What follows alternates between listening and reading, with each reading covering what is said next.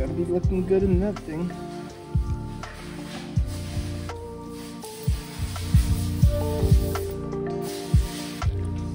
This is lunch.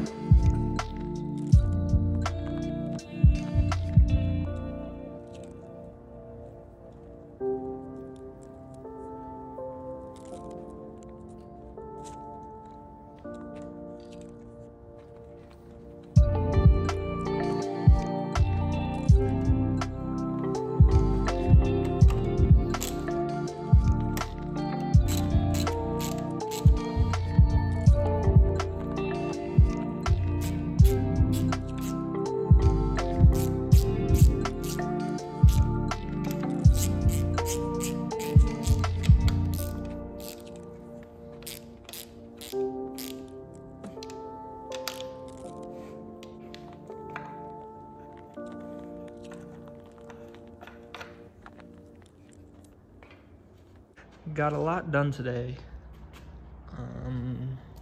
Starting off, got the valve cover on. I had to touch up the paint, so it's drying right now. It should blend okay. I shaved down that part, but valve cover's all on. RTV'd the cam caps, the ends. Put this on, just need to sign it. Oil pans on there. New Honda oil filter.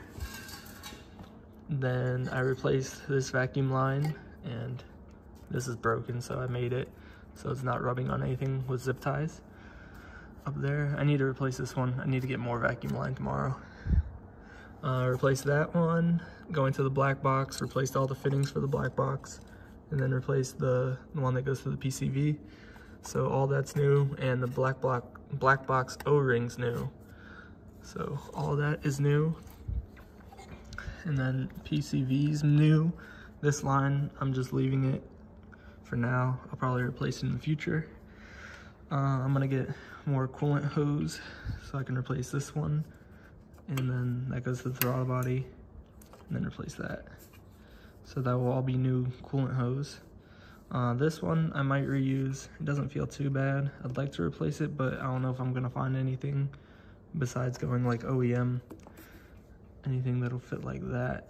So I might just reuse that one. It's just a loop, not right there. Right there is where it loops. Got the thermostat housing on.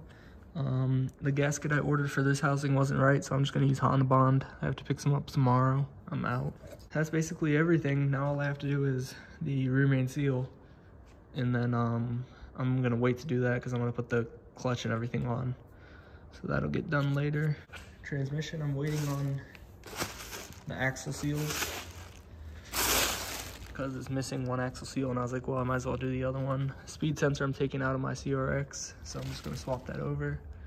Here's the radiator. I'm actually really excited for this radiator. It was like $100, and it looks pretty good quality.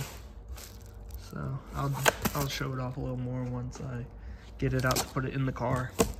So over there, that was my B-swap radiator hoses. If you just look up, what is that, G Plus on eBay, I'm sure you'll find them. But those, they have the inlet, so it fits the B, housings, and it'll fit that radiator because that one has a little bit bigger inlet.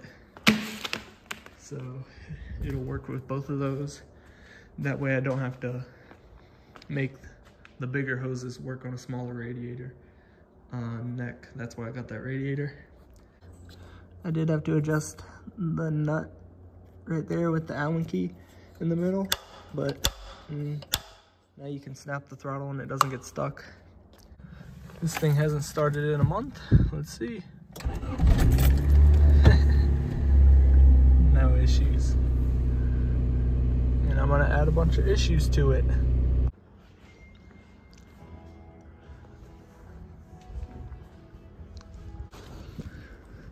All right, YouTube. I really messed up with this one. All right, the engine's about to come out.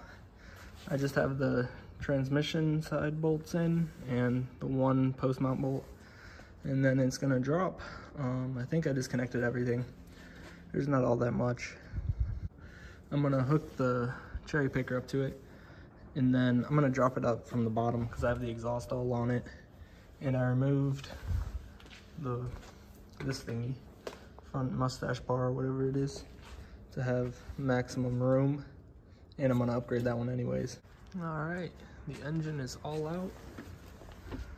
Now begins the cleaning process, and then the figuring out process. I'm gonna move the engine out of the way now, but yeah, tomorrow I'm gonna take time clean. All right, so I replaced this spindle on the passenger side. It's got green stuff pads, extended studs, and it has a pretty new ball joint as well. I need to do this tie rod end and the inner tie rod because this thing's just junk. So I need to do those. Shift linkages are installed. These are the longer ones for a B series. So those are good to go now. Tomorrow I'm gonna come in, I'm going to do the tie rod ends and the upper ball joints. And then after that, I'm gonna clean everything in the engine bay, deep clean it, and do the mounts. But after that, it should be ready for the engine. So I'll just wait for the clutch, put that together, put the transmission on, and then it'll be ready to go in. All right, new tie rod end links are in. I'm gonna do the inner tie rod and the upper ball joints when I do all the bushings. My bushing kit is on back order, so I guess I have to wait for that. But yeah, I'll do all that together because I'm gonna have to get it lined anyways, so I'll just do it all together.